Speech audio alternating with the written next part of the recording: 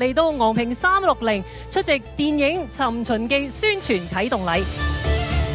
好似個 dream come true 咁樣，真係集齊咁多位有份量嘅演員，真係開鏡，真係去做呢個作品啦咁樣。咁咧，以前嘅琴青咧係一個少女版嘅琴青，咁而家咧就係一個少婦版嘅琴青啦。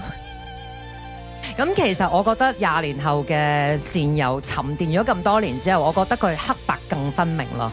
尋秦記係可以帶俾大家好多回憶，對我嚟講亦都係一個回憶嚟嘅。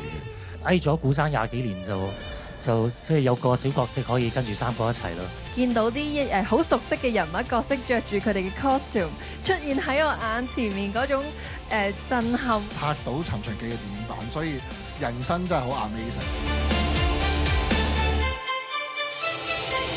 咁我哋係開心，因為真係尤其是我哋着翻戲服之後咧，即係去到現場咧，一見到大家好似20幾年，好似唔係好耐之前嘅事咁咯。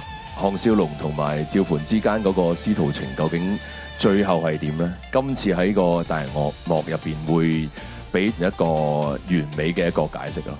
咁啊，希望大家睇完呢部之後可以開開心心啦。最緊要呢樣即係我想拍呢部嘅原因。古生咧要為我哋電影版《尋秦記》咧進行一個特別嘅儀式嘅。